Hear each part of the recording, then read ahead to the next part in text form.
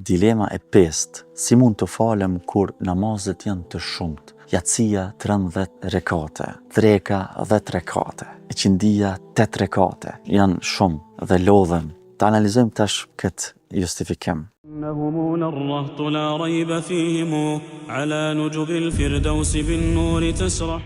Është e vërtetë se një prej dilemave të përhapura shumë sidomos tek shqiptarët, është se në praktik nuk e bojnë dallimin mes sunetit dhe farzin. Në teori e bojnë dhe emërtim e bojnë, ama në praktik nuk e bojnë. Edhe mendojnë se obligim i kanë të gjitha reqatet, edhe sunetet edhe farzet. Prandaj edhe kjo i pengon, i largon nga namazi. Edhe shumë njerëz nuk e falin edhe sot namazin për shkak se nuk e dinë këtë fakt, se nëse e falin vetëm farzin, e kanë të kryer obligimin për Allah Azza wa Jall. Sepse veç në emërtim, farz është nëse e praktikon, shpërblehesh, nëse e lën, ndëshkohesh, nëse don Allahu. Ndërsa suneti është një vepër vullnetare, është diçka fakultative. Nëse e vepron shpërblehesh, nëse nuk e vepron, nuk dëshkohesh, nuk dënohesh. 12 rekatet që janë sunete të rregulla, që janë 4 para drekës, 2 pas drekës, 2 pas akshamit, 2 pas yatsies, 2 para sabahut, ku ka ardhur hadith autentik nga Ummu Habibe që ka transmetuar se ka dëgjuar të dërguarin e Allahut sallallahu alaihi wasallam të ketë thënë se çdo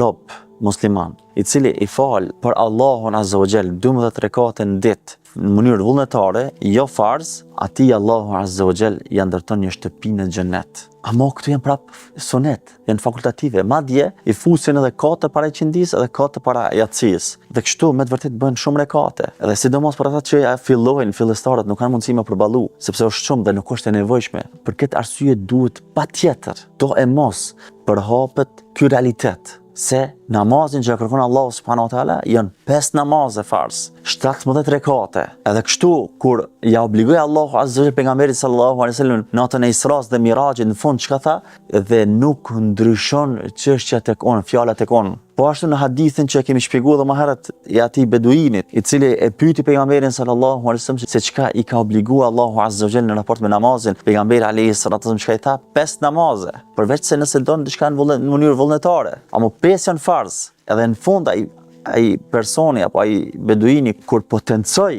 në mënyrë të prerë se nuk do të shtoj diçka dhe as nuk do të lë mangët diçka nga kjo që më është obligu, pejgamberi sallallahu alaihi wasallam çka tha? Tha aflaha in sadaq. Ka shpëtu nëse thot vërtetën, apo ka hyrë në xhenet nëse thot vërtetën. Pra farzi është ajo që është e detyrueshme, është obligative. Suneti është diçka fakultative, është vullnetare. Edhe patjetër duhet të kuptojnë muslimanët, mos t'i ngatrojnë çështjet, mos t'i ngatrojnë farzin në sunetin. Edhe ata që e falin namazin duhet të kenë kujdes që kur i ftojnë njerëz namaz, mos t'i ftojnë në sunete, por se vetëm në farz, vetëm në farz. Kjo është një gjë shumë e rëndësishme që duhet respektohet gradualiteti dhe nuk është e obligueshme më shumë, sepse farzi është ajo që është e detyrueshme, që është shpjeguar. Edhe sa prej muslimanëve thojnë kur e kuptojnë se vetëm farzi ka qenë i mjaftueshëm që të konsiderohet për atyre të cilët e falin namazin, sa prej tyre thojnë se sikur ta kisha ditë më herët do ta kisha fal namazin. E sa prej tyre nuk i anisin namazit për shkak këtij keq kuptimi, për shkak kësaj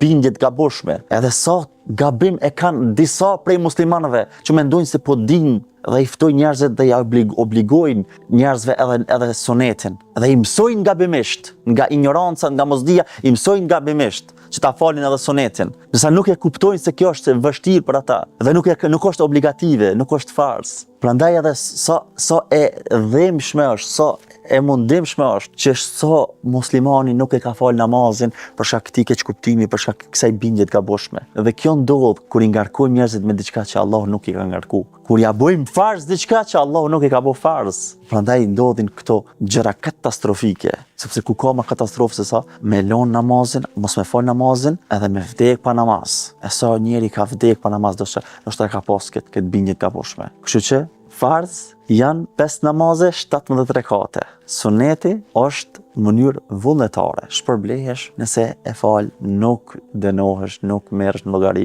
nuk ndëshkohesh nëse nuk e fal. Prandaj përhapim këtë njohuri të rëndësishme. Mos t'ja imponojmë njerëzve gjëra të cilat nuk janë obligim. Mos t'i ngarkojmë njerëzit muslimanët me diçka me të cilat Allahu Azza wa Jalla nuk i ka ngarkuar. Allahu ju ruajt, Allahu ju bekoft, walhamdulillahi rabbil alamin. Wassalamu alaikum wa rahmatullahi wa barakatuh.